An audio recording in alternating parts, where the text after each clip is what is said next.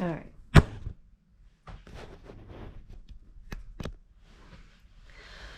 All right, Molly. We are ready to read chapter 2 in the Genius Files. Cole is getting ready for bed. So he's in his bed, in his jammies, in his Santa sheets still. All right, you ready to read chapter 2? Okay. It's called Over the Cliff. West Marion Middle School sits nestled on a ridge high up in the hills in Point Reyes Station, California. The town's about 30 miles north of San Francisco and very close to Mount Wittenberg, which towers 1,470 feet above the Pacific Ocean. On a clear day, you can be in the school playground and see nearly 40 miles. The weather is almost always beautiful, and on this particular day, it was so beautiful the McDonald twins decided to ditch a school bus and walk home to their house down by the beach. It would be a long hike, but it was downhill all the way. I should call Mom and Dad on my cell and tell them so they won't worry, Pep suggested. We'll be home soon, Coke replied. Don't bother. The twins talked about their upcoming summer vacation. The whole family would be driving cross-country all the way to Washington, D.C., where the twins' Aunt Judy would be getting married on the 4th of July. Neither of the twins were particularly excited about the trip. Sitting in an RV for 2 months wasn't anybody's idea of a good time. They'd have to celebrate their birthday, June 25th, in an RV. It was probably going to be the worst summer of their lives, Coke guessed.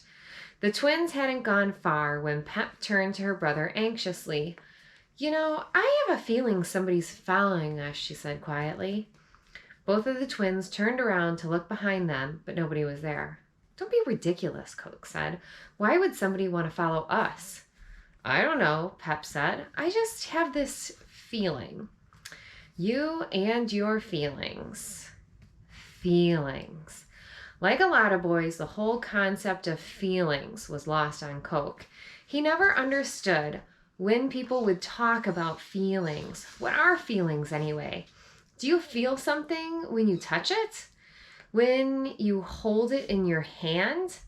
Things exist in the real world or they don't. Some things happen or it doesn't, according to Coke. There was no such thing as feelings. They had walked a few hundred feet down the road when Pep started to pick up the pace. Will you slow down, her brother said, annoyed. It's not a race. What's the rush?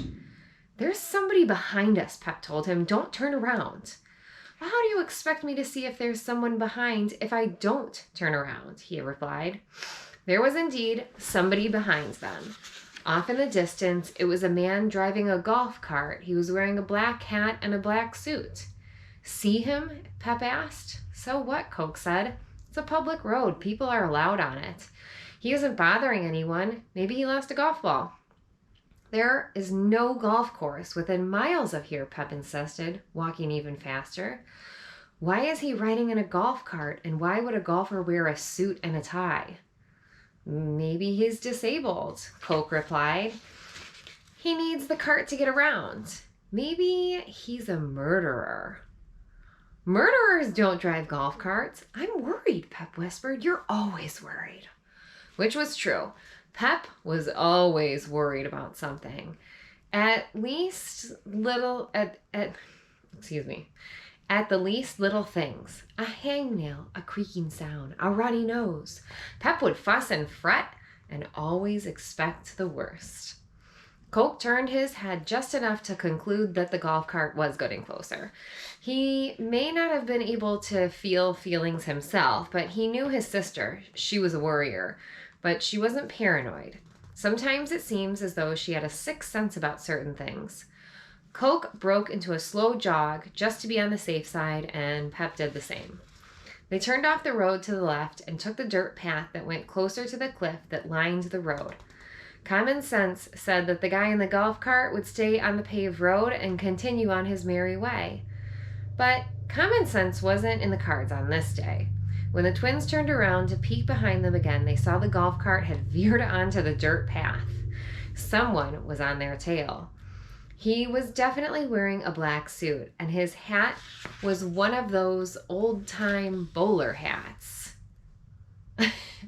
Why is that dude in the bowler hat following us? Pep asked, frightened, or with a frightened look on her face. How should I know? Coke replied. Come on, run! Their backpacks bopped up and down as they dashed along the edge of the cliff overlooking the Pacific Ocean. The path narrowed, but it was still wide enough for a golf cart to ride on. You sit up and read a little bit? Can you read right here? The twins ran along the cliff walk until they reached a couple of the little wooden shacks. The buildings looked like outhouses, but in fact, they were used to storing equipment for fighting forest fires. Let's hide in here, Cook said, pulling Pep behind one of the buildings.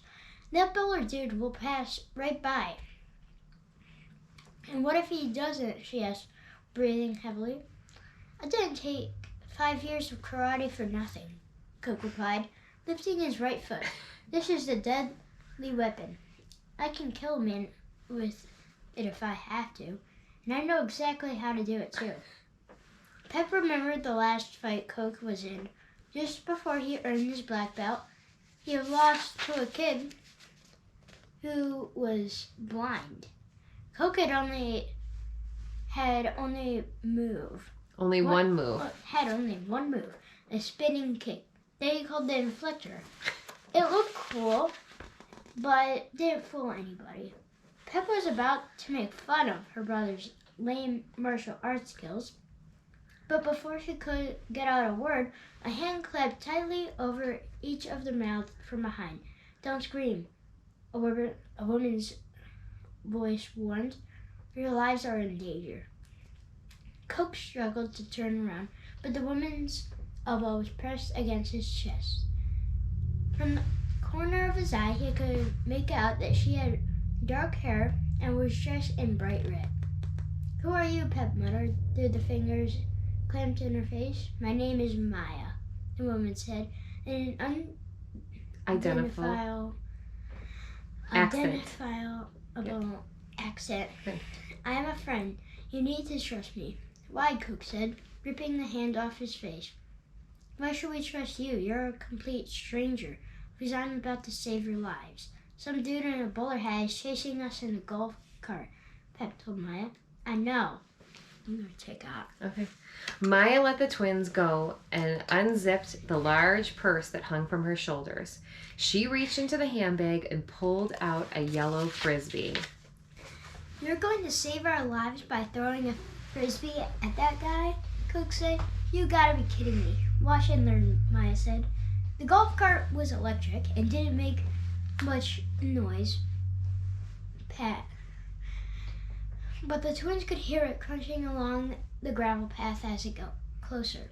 Suddenly, Maya leaped out from behind the shed, got into position, and whipped the frisbee 30 yards down the path. It was almost comical. A woman in a red jumpsuit trying to stop a golf cart with a frisbee. But nobody was laughing. A tree branch hung over the path, making it impossible to throw anything in a straight line and hit the golf cart. Apparently, Maya had thought of that. She flung the desk in such a way that it skipped off the ground once, about 10 feet in front of the cart, and then rose and rest of the way, striking the cart on its right front tire. There was a loud bang and a plume of smoke, and the front of the golf cart had flipped up and backward. Through the smoke, the twins could see the man fly through the smoke, flying out of the cart and over the bushes on the right. The golf cart landed upside down with a thunk. That was cool, Cook gushed. What was it? A frisbee grenade, Maya exclaimed calmly, zipping up her bag once again. Where can I get one? Cook asked. They're not for sale. Is that Bullardo gonna be all right? Pep asked.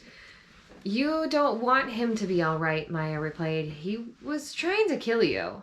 Wait a minute, Coke said, still fascinated by the Frisbee grenade. If that thing had an explosive charge in it, why didn't it explode when it skipped off the ground? It was programmed to detonate upon the second impact, not the first, Maya explained. But how did you know you were going to skip it off the ground? Pep asked. No time for questions now, Maya barked, pulling open the door to the little shack next to them. That minor obstacle will only slow them down. Quickly, take off those backpacks. I need you to put these on. She took out 2 large outfits that looked like oversized silk pajamas. One was yellow, the other was red. Both were made of smooth synthetic material. What is this? Bulletproof or something? Asked Pep, as Maya handed her the yellow one. No, it's a wingsuit, Maya explained. Quickly, put it on. Why should we listen to you? Coke said. Who are you? Our mother? Maya grabbed him around the neck. No, but I just saved your lives, she told him, and I'm going to save you again, if you let me. Ever since they were old enough to go outside on their own, the twins had been warned not to talk to strangers, not to take candy from strangers, not to get into a stranger's car under any circumstance. But nobody ever told them not to put on a wingsuit given to them by a stranger. Pep threw off her backpack and rushed to stick her feet in the legs of the funny-looking suit. Coke, seeing her, reluctantly took off his backpack, too. He pulled on the red suit,